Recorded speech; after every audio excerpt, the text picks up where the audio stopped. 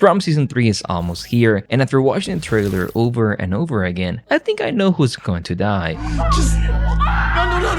No, I know. We're left wondering if the town's power extends beyond its borders, with Tabitha escape to the real world. But it's the arrival and introduction of Tillie that has me totally obsessed. You yourself had a bit of an adventure. You're gonna be a great mom. I've had 4 kids and 7 grandchildren. Life through the valley of the shadow of death. She seems to have insider information that nobody else knows. Is Tillie, the seemingly harmless elderly woman, actually a key player in the town twisted game? And what secrets are hidden in the cryptic episode titles of episode 1 and 2 of season 3? When We Go and Mousetrap perfectly capture the tone of what we have seen in the trailers and teasers. They're ominous, mysterious, and hint at a darker turn for the town's residents. When We Go feels particularly heartbreaking. It suggests a sense of hope and a longing or desire for escape. But also When We Go, like When We Die, it also hints at the high price that might have to be paid for freedom. The first episode likely focused heavily on the escape of Tabitha and the introduction and the chaos that's about to happen with the animals. This is going from the trailer. The second episode, titled Mousetrap, immediately sets off alarm bells. It brings to mind the feeling that the town itself is a carefully constructed trap. It's as if some unseen force is playing a game with the residents, manipulating them into making choices that lead them deeper into pain. The title suggests that those are trapped in the town are not just victims but pawns in a larger, more sinister game, and their every move could trigger unintended consequences. This mousetrap concept really makes you think about the events of the first episode, especially the arrival of Tillie, going back to season 2.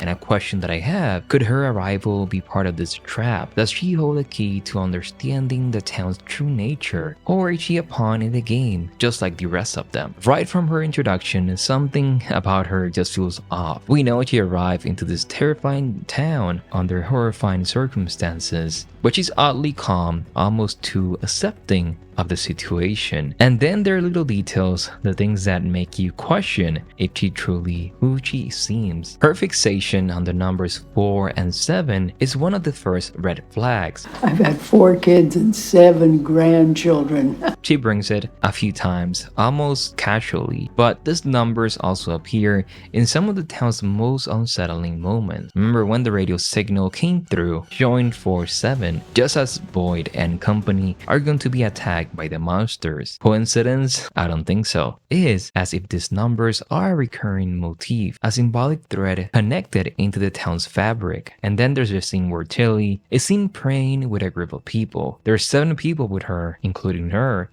another 7, and she said she has 4 grandchildren and 7 grandchildren. The show's creators are deliberate with their details, and this cannot be a coincidence. Is it a simple prayer circle, or it could be something more? Perhaps a ritual, a way to communicate with the forces behind the town, or even to influence the people. Her knowledge of Fatima's pregnancy before anyone else, connected with these other details, makes you wonder if she has a deeper understanding of the town's powers. Also, she brings in medication that Marielle was addicted to. She knows things that others don't, and she's tapped into a hidden source of information. But what is it, and why?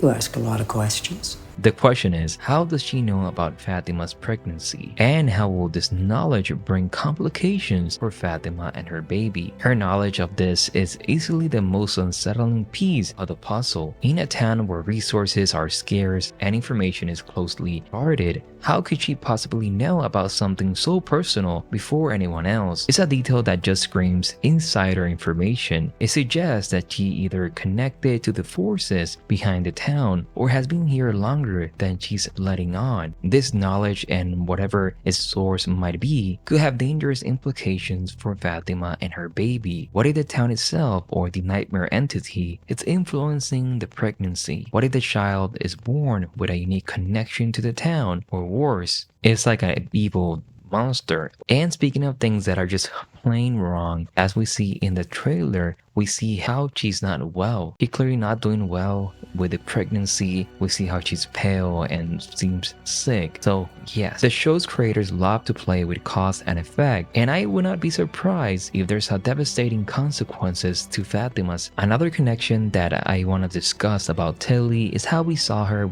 praying with a group of people, 7 people, and I already talked about how the number 7 seems to be popping up everywhere. But get this, he's reciting Psalm 23, and not just any verse. He's reciting the one about walking through the valley of the shadow of death. Now my storytelling senses are tingling because this choice of verse is way too specific to be a coincidence. It's as if the show's creators are waving a giant red flag in our faces saying, pay attention to Tillie. Why would she choose that verse? Maybe it's about confronting death, but accepting the possibility of being consumed by the darkness. It just doesn't align with your typical prayer circle vibe. It makes you wonder if she's actually trying to conform or comfort the nightmare entity. She acknowledging his power and offering peace, or is this just a power play? If she's trying to tell us that she's not afraid, that she understands his game, as if she's a mole, this could be taken on a whole new meaning. Now, let's go ahead and discuss something that is spoiler about the trailer.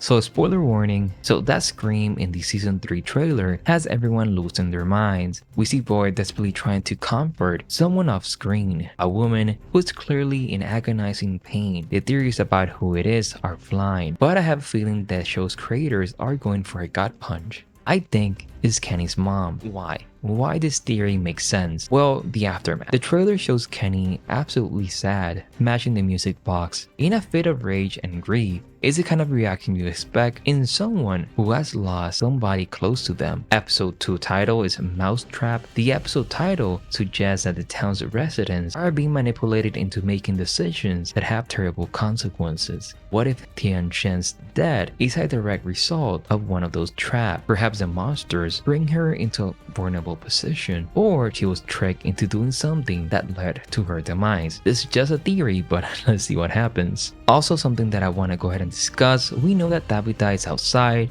and she has Victor's lunchbox. How will she find her into the family member of Victor in the real world? What if she discovers something in this lunchbox that will take her to the house that we see in the trailer? I was thinking about this and it just makes sense, like how she finds herself into that house. There's information that from a while back about some casting that she asked phone number. Maybe she asked that person the phone number to get to that house, maybe. But I was thinking about this, I could be wrong. For now, I will leave it at that. My name is Christian from the Premiere, and I will see you in the next one.